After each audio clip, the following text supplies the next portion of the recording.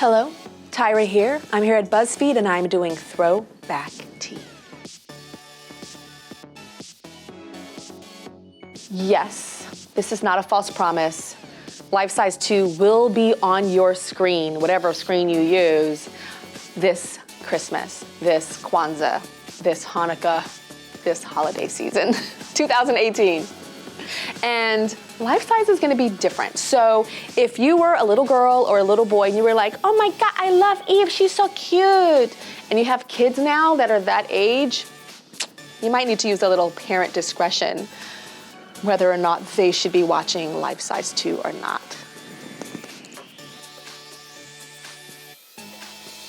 Lindsay slides into those DMs. I be seeing you, girl. I slid into hers first, to be honest, because I was like, yo, I'm producing Life Size 2. Are you down? And she was like, oh, I'm down to the down. Like, she's so down.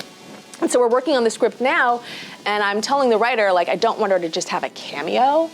I feel like, you know, she was just as important to Life Size 1 as I was, and so I want her to have like a role, like at least 3 full scenes, like, and I think she would play herself grown up, like Casey in Life Size grown up.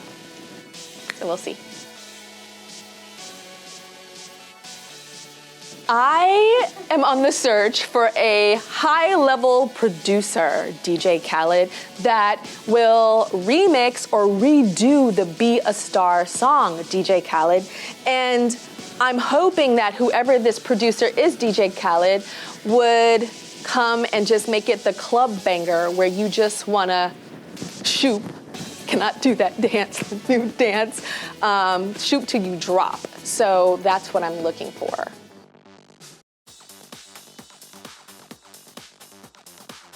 I'd have to say Cycle 1, because it was my baby, it was so new, and it's so funny. I know first and last names of girls from Cycle 1, Elise Sewell, Shannon Stewart, Robin Manning, you know, it just goes on and on. So yeah, Cycle 1, and back then we were only doing 1 a year, so it was season 1.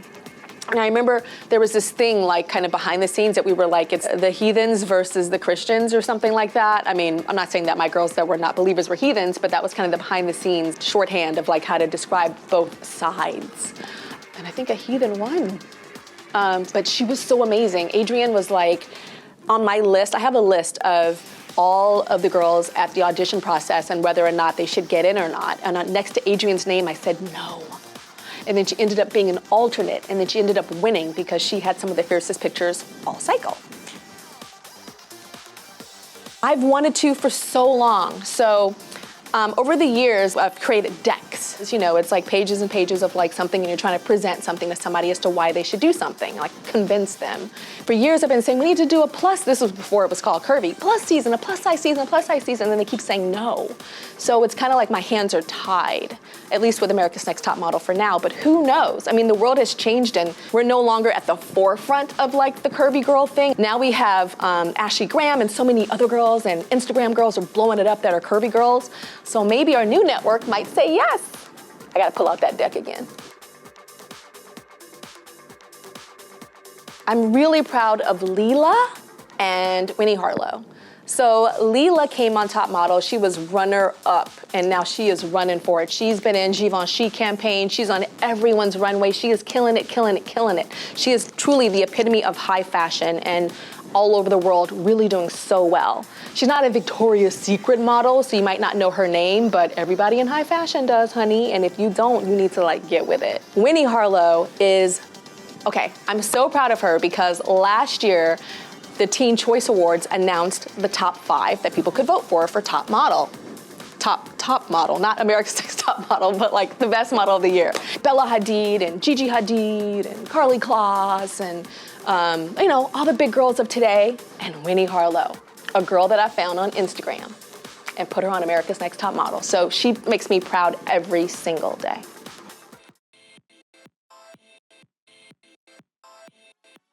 Yes, I invented smizing. I wouldn't say I invented the action, but I invented the word. I was so tired of saying smile with your eyes, so I decided to shorten it. So this is not smizing, it's just like dead eyes. And this is smizing. Are you ready? Can you handle it? You need to peer into the lens as if you're, kind of can't see that well. You're a little upset. Or maybe you're thinking about ice cream, something that makes you happy. You're selling the magazine cover.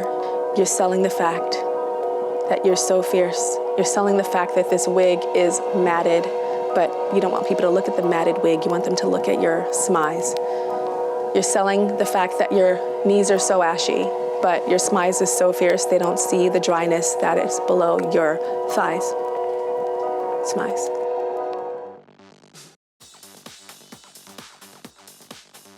I loved Beyonce coming on the Tyra show. She would come all the time. When Beyonce came 2 hours before the show started and damn near stayed 2 hours after it was over, like looking at tape and making sure everything was okay. She was such a perfectionist, she needed all that time and I gave it to her. She didn't know I was looking at her, but I got to see her rehearsing and telling her crew, like, do this and do that. And back in the day, people thought Beyonce was just like, yes, ma'am, I'm from Houston and I'm just so nice and happy. And she's a nice girl, but she's a businesswoman. And I got to see why she's so successful because she knew lighting, sound, every single thing. And so she was fun. And she always did a little something, a little extra crazy on my show, which was fun. There's this thing about like old shows coming back and getting insane ratings. Like Roseanne just came back, she got 23 million people watching that show. So of course, if the Tyra show comes back, we're gonna have like 35 million, right? So I'm tempted. Roseanne, me and you, ding, ding.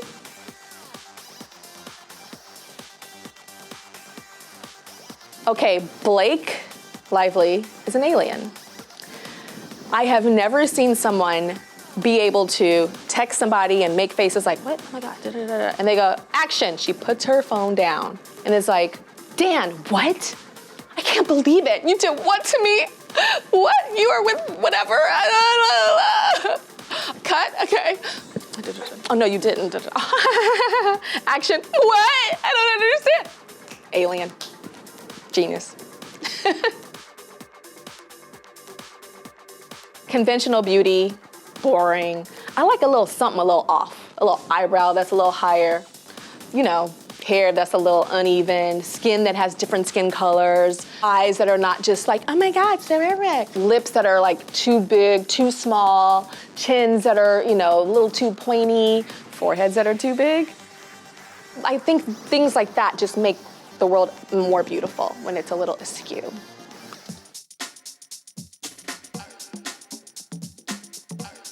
The amazing thing about Will Smith is that when you're on set, you hear him before you see him. He announces himself, what's up, everybody? Like such positivity. So the fact that he was so happy and so amazing and so just delectable made life on set really great. And I learned that the show was a family, already, not just a television family, but like a crew, a family. They had been together for so long, and here I am, the new one, coming to set, And so I felt really awkward. And I remember Karen Parsons asking me, do you want to go to lunch? But she didn't talk like that. Hillary Banks talked like that. But she'd be like, Tyra, do you want to go to lunch? And I was so nervous and so scared, and I would always say no, because I felt like, well, they're a family and they don't want me. But here she is asking me to lunch all the time. So I learned, meld into the situation, Tyra, don't be so scared.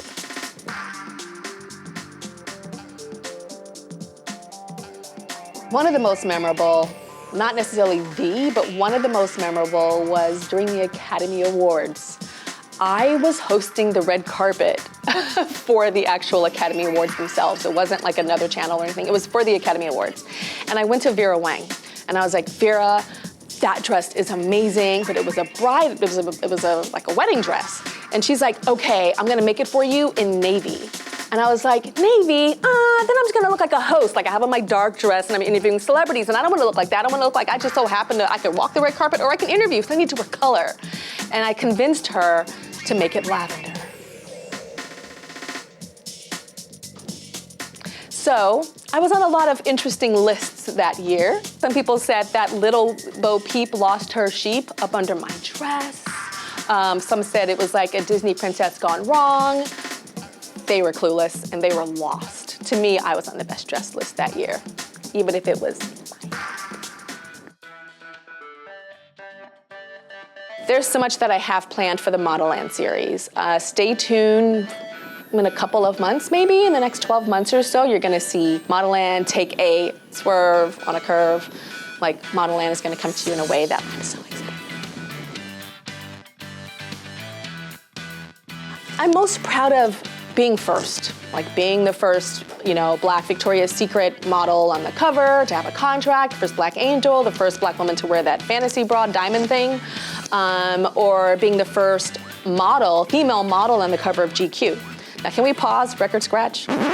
People say, oh yeah, Tyra was the first Black model on GQ. No, first female model on the cover of GQ. Let's get it right. I remember it like yesterday. I thought she was gonna win. I felt like she should have won, and I'm still rooting for her. I think she's rooting for herself, and I think that girl is special. Even when I did that whole thing, she was still trying to make everybody in the room feel good. She still was trying to make sure everybody was cool and good, and I'm still rooting for her. We all are, but she's rooting for herself, child. She's doing her thing. Orange Pico.